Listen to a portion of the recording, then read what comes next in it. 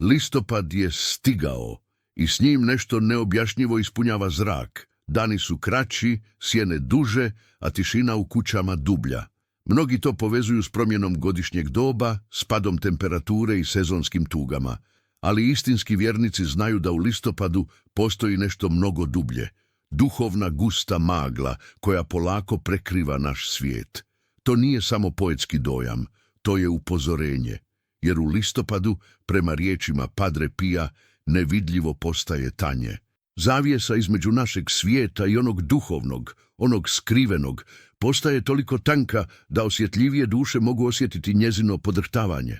A one oči koje mole, one ruke koje blagoslivljaju, one duše koje vjeruju, te počinju vidjeti znakove.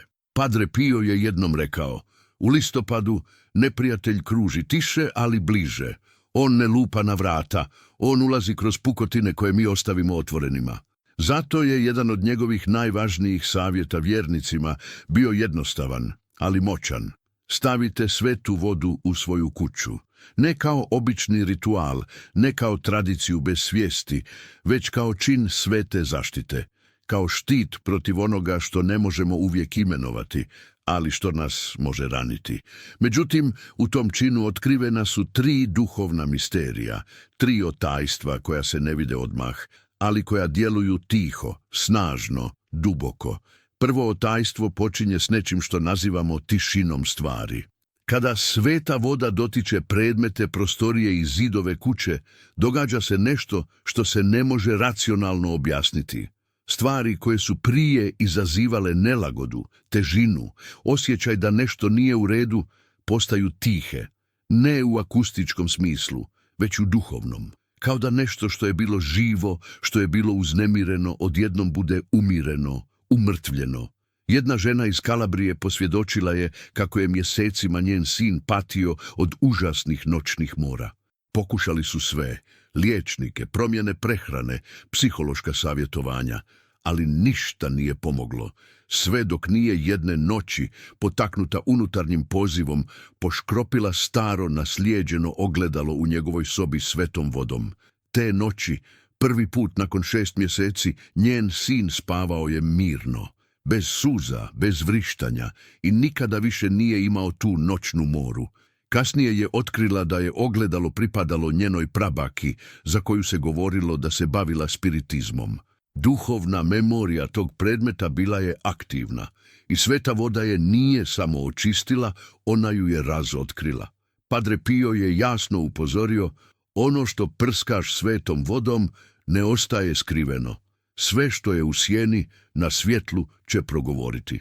Mnogi ljudi, nakon što pospu sveta voda po svojim domovima, prijavljuju da čuju pucketanja u zidovima, zvukove koraka, promjene raspoloženja kod kućnih ljubimaca. Neki dobiju jake glavobolje, drugi osjete težinu na prsima koja se postupno smanjuje. To nisu psihosomatske reakcije, to su duhovni odjeci, jer kada blagoslov dodirne nešto što je bilo ukorijenjeno u tami, dolazi do sukoba. I tama ne odlazi tiho, no svjetlo, ako je prizvano s vjerom, uvijek pobjeđuje. Zašto baš listopad? U katoličkoj predaji listopad je mjesec krunice, mjesec posvećen molitvi, kontemplaciji i duhovnom boju. To je vrijeme kada je crkva, još od ranih stoljeća, pozivala vjernike da mole s većom snagom, s većom pažnjom. Jer upravo tada dolazi do povećane aktivnosti onih sila koje žele razarati duhovni mir obitelji. I baš u to vrijeme, prema vizijama svetaca, otvaraju se stari duhovni portali, vrata koja povezuju generacijske rane, prošle grijehe i neosvještene zavjete. Ako je dom mjesto gdje srce počiva, tada je on i mjesto gdje neprijatelj najradije udara. Zato blagoslov kuće nije opcija, to je duhovna nužnost. Jedan stariji svećenik iz Sicilije svjedočio je kako je tijekom egzorcizma pitao zlog duha zašto je odabrao baš tu kuću, obitelj koja je redovito išla na misu. Odgovor je bio sablasan, jer u njoj se molilo, ali nije se blagoslivljalo. Molitva je snaga, ali blagoslov je pečat, a sveta voda je pečat neba. Nije slučajno da se koristi tijekom krštenja, u egzorcizmima, pri ulasku u crkvu. Ona nije obična voda. Ona nosi memoriju svetog. Kada sveta voda dotiče prostor, ona ga ne samo štiti, ona ga budi. Budi njegovu povijest, njegovu duhovnu arhitekturu. Sve ono što je u njemu pohranjeno, riječi, emocije, događaji, izranjaju na površinu. Zato mnogi ljudi osjećaju promjene ne samo u prostoru, već i u sebi. Neki zaplaču bez razloga. Neki osjete da moraju oprostiti. Drugi napokon shvate zašto su određene stvari u njihovom domu bile uvijek teške. Svećenici upozoravaju, sveta voda nije čarolija. Ona je sredstvo. Most. I to most između vjere onoga koji blagoslivlja i milosti onoga koji štiti. Ali zašto se to događa upravo sada, u listopadu 2025. Prema duhovnim proroštvima i promišljanjima svetaca, ovaj mjesec nosi određenu težinu. Neki mistici govore o zatvaranju jednog dugog ciklusa tame koji je počeo prije točno 7 godina. Drugi o otvaranju prozora milosti u kojem će se duhovne bitke pojačati, ali i milosti silaziti brže. Bilo kako bilo, jedno je sigurno, domovi koji se blagoslove svetom vodom ovoga listopada neće ostati isti, niti njihovi stanovnici. Jer prvo otajstvo nije samo u tišini stvari, već u buđenju prostora, i sve to otvara vrata drugom, još dubljem otajstvu, koje se ne vidi očima, ali koje oblikuje nevidljivi štit nad svakim pragom doma. Drugo otajstvo ne pojavljuje se glasno. Nema dramatičnih znakova, nema padajućih predmeta, ni neobičnih zvukova u noći. Njegova snaga leži u nevidljivom pečatu, u duhovnom tragu koji ostaje nakon što sveta voda dotakne pragove kuće. Padre Pio je često govorio o važnosti obilježavanja kućnih pragova, ne kao puke pobožne geste, već kao dijela duhovne obrane. U vremenima kada je zlo bilo suptilno, kad nije vrištalo, nego šaptalo, prag je bio linija obrane, mjesto gdje se odlučivalo tko ulazi, a tko ostaje vani. U mnogim starim katoličkim obiteljima baka bi svako jutro, tiho i ponizno, s molitvom poškropila svetu vodu na ulazna vrata, prozore, kutove sobe. Djeca nisu uvijek razumjela, ali osjećala su mir koji je dolazio nakon toga. Taj običaj se s vremenom izgubio, zatrpan pod težinom modernog svijeta, gdje se duhovno sve češće zamjenjuje simboličkim. Ali ono što je zaboravljeno ne znači da je izgubilo moć. U mjesecu listopadu taj jednostavan čin, označiti prag svetom vodom, postaje snažna duhovna izjava. To nije samo znak vjere, već poziv nebeskim silama da stanu na stražu. Jer duhovi tame, kako su ih zvali stari mistici, ne ulaze tamo gdje je prisutnost svjetla očita, ne zato što ne mogu, već zato što ne žele izazvati borbu koju ne mogu dobiti. A sveta voda, izrečena s vjerom, nije voda, ona je svjetlo. Ona je poput duhovnog ognja, koji pali nevidljive znakove na zidovima kuće, znakove koje ne vide ljudske oči, ali koje vide duhovne sile. U mnogim svjedočanstvima ljudi su govorili o neobičnim snovima nakon što su prvi put blagoslovili svoje domove svetom vodom, snovi u kojima su vidjeli vrata prekrivene svjetlom, pragove s anđelima, figure koje stoje na ulazu i čuvaju. Drugi, koji nisu vidjeli, jednostavno su počeli osjećati prisutnost sigurnosti, smirenosti, kao da više ništa ne može nepozvano ući u njihov dom. Nije to bila iluzija, to je bila stvarnost duhovnog djelovanja. Jedan čovjek iz Palerma, Francesco, ispričao je svoje iskustvo koje je promijenilo život njegove obitelji. Njegova mala kći, od svega 5 godina, iznenada je počela pokazivati izljeve bijesa, agresije, neobjašnjive strahove. Liječnici nisu našli ništa fizički pogrešno. Psiholozi su govorili o dječjoj osjetljivosti, ali otac je znao da nešto nije u redu. Odrastao u kući gdje se sveta voda poštovala, osjetio je da treba blagosloviti dom. Počeo je svakog dana točno u podne škropiti sveta voda po pragu, s molitvom anđelu čuvaru. Prvih dana nije bilo promjene, no 7. dana primijetio je tišinu. Kći se prvi put igrala mirno, bez plaća, bez vike. Sljedećih tjedana ponašanje se potpuno promijenilo. Kasnije je saznao od svećenika da se u blizini njihove zgrade nalazio prostor gdje su se obavljale okultne seanse. Njegova kći je, kao nevina duša, bila prvi prijemčivi kanal za negativne utjecaje. Blagoslov Pragova nije samo očistio kuću, stvorio je duhovni štit. Padre Pio je u jednom pismu napisao: tamo gdje sveta voda dodirne s vjerom, anđeo zastaje. Ne ide dalje, ne odlazi. On ostaje. Ta rečenica danas zvuči gotovo poetično, ali za one koji vjeruju, ona je stvarnost. Zamislimo Pragove kuće kao vrata između svjetova, između kaosa i sklada, između vanjskog svijeta i unutarnjeg mira. Kada ih označimo svetom vodom, činimo ono što su Izraelci učinili u Egiptu u noći prvog paša. Ostavili su znak, krv janjeta, kako bi anđeo smrti prošao mimo njih. Danas ne stavljamo krv, već svetu vodu, ali duh čina je isti. Mi stavljamo do znanja: ovdje prebiva vjera, ovdje prebiva mir, ovdje niste dobrodošli. U jednom manjem selu u Italiji stara redovnica provela je desetljeća u molitvi i postu. Ljudi su govorili da je mogla vidjeti ono što drugi ne mogu. Prije svoje smrti ostavila je pismo svojoj zajednici u kojem je pisalo: doći će vrijeme kada će kuće izgledati isto, ali neće sve biti domovi.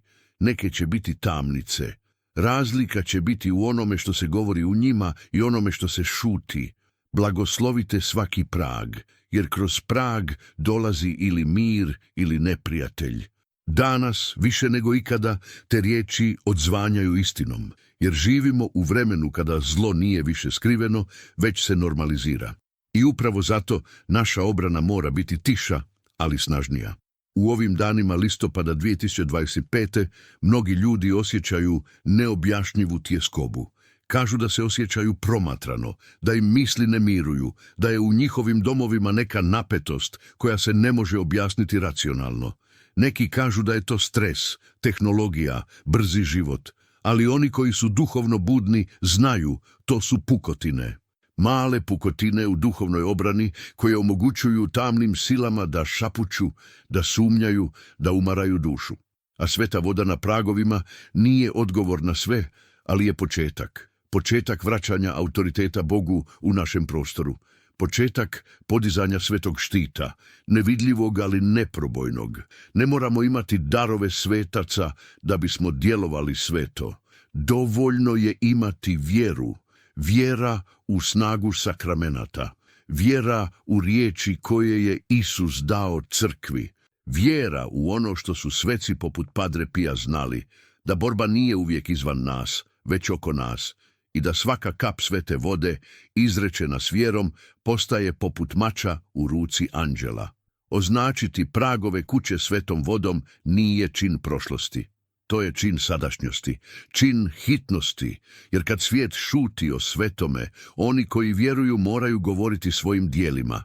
I što može biti moćnije djelo od onoga koje govori: moj dom pripada Gospodinu, ovdje nema mjesta za tamu. U tom jednostavnom činu počinje prava duhovna obnova obitelji. A upravo iz te obnove, iz tog svetog čina svakodnevice, rađa se treće i najskrivenije otajstvo. Ono koje ne dodiruje zidove, već srce. Otajstvo koje preobražava nutrinu čovjeka i tiho donosi mir koji nadilazi razum. Treće otajstvo ne dolazi kroz vidljive promjene u kući, niti kroz znakove na predmetima ili pragovima. Ono se rađa tiho, nečujno, u prostoru koji je često zanemaren, u samom srcu čovjeka. To je promjena koja ne dolazi izvanskim dodirom svete vode, već unutarnjim prihvaćanjem Božje prisutnosti. Kada se kuća poškropi svetom vodom, kada se molitva izgovori s vjerom, kada se pragovi obilježe znakom križa, ne događa se samo pročišćenje prostora, događa se pročišćenje čovjeka. Srce koje je naviklo na buku, na nemir, na borbu s mislima koje dolaze ni od kuda, počinje osjećati nešto što je zaboravilo: mir.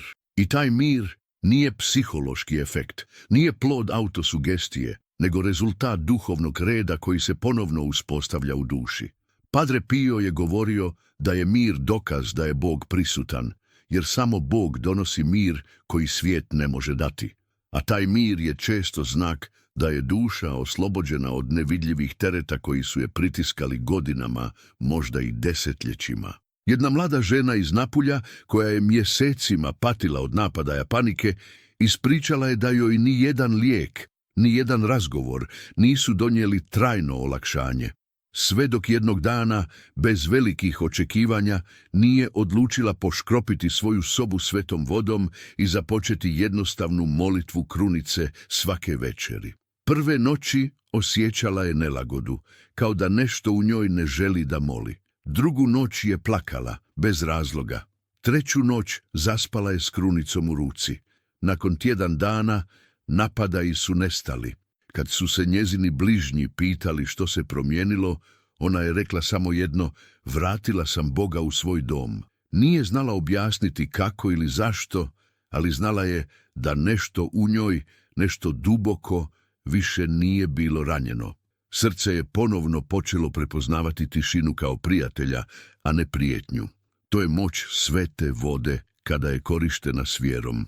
Nije ona čarobna tekućina koja automatski briše probleme, već znak Božje prisutnosti koji, kada se prizove iskrenim srcem, poziva milost da učini ono što nijedna ljudska ruka ne može. U listopadu 2025. mnogi ljudi svjedoče o iznenadnim promjenama unutarnjeg stanja nakon blagoslova svojih domova. Neki su osjetili potrebu da oproste osobama koje su ih povrijedile, drugi su konačno uspjeli zaspati nakon godina nesanice. Treći su jednostavno osjetili da više nisu sami, jer nisu ni bili. Samo je buka svijeta zaglušivala prisutnost onoga koji je uvijek bio uz njih. Mir koji dolazi nakon blagoslova doma nije običan. On ne znači da problemi nestaju, niti da život postaje lak. Ali on donosi jasnoću, donosi tišinu koja ne plaši, već smiruje. Srce počinje drugačije kucati, misli se usklađuju. I čovjek shvaća da svetost nije daleka, da nije rezervirana za samostane i crkve, već da svetost može prebivati u dnevnoj sobi, u kuhinji, u hodniku. Da Božja prisutnost ne traži savršenstvo, nego otvorena vrata. A kada mu otvorimo vrata, ne dolazi s bukom, već s mirom. On ne ulazi s vikanjem, već s šaptom. I taj šapat preobražava dušu. Padre Pio je znao da se prava bitka ne vodi izvana, već iznutra. Da su najmračniji demoni oni koji šapuću sumnju, tjeskobu, očaj, tišinu bez nade. I znao je da sveta voda, blagoslovljena i korištena u vjeri, ima moć ne samo da očisti prostor, već da dotakne samu srž bića. Zato je uvijek poticao vjernike da ne čekaju poseban razlog da blagoslove svoj dom, jer sam dom je razlog, jer u njemu se rađaju misli, odluke, ljubavi, boli, sve ono što oblikuje dušu. I ako je dom svet, duša će se lakše uzdići. Ako je dom pod zaštitom, srce će hrabrije koračati. Ako je dom tiho svetište, tada ni tama ne može trajno ostati. Danas, u ovom listopadu, imamo priliku ponovno uspostaviti red u svijetu koji tone u kaos. Ne politički, ne društveni, već duhovni red. Red u kojem Bog ima svoje mjesto, ne samo u crkvi, već i u svakodnevici. U kojem sveta voda nije relikt prošlosti, već oružje sadašnjosti. U kojem molitva nije posljednje utočište, već prvo sredstvo. I kada to prihvatimo, kad to živimo, tada će i srce znati da je zaštićeno. Jer ono će prepoznati mir ne kao odsustvo buke, nego kao prisutnost Boga. Možda baš danas, nakon što si poslušao ove riječi, osjetiš tiho nadahnuće. Možda osjetiš poziv da ponovno otvoriš vrata svjetlosti. Da uzmeš onu bočicu svete vode koju si davno ostavio sa strane. Da poškropiš svoj dom, ne iz navike, već iz vjere. I da vidiš što će se dogoditi. Možda neće biti čuda na prvi pogled, možda se ništa neće pomaknuti, ali pažljivo slušaj, jer nešto u tebi počet će šaptati tišinom mira i tada ćeš znati treće otajstvo je stiglo. Ako te ovaj sadržaj dotaknuo, Ako si u njemu prepoznao tragove nečega dubljeg, pozivamo te da klikneš na lik, da se pretplatiš na kanal i ostaneš uz nas dok zajedno istražujemo duhovne dubine koje nas okružuju. A u komentarima podijeli s nama. Jesi li ikada doživio mir nakon što si koristio svetu vodu u svom domu? Tvoje iskustvo može biti svjetlo nečijem srcu. Ne boj se podijeliti, jer ono što se dijeli iz vjere množi se u milosti.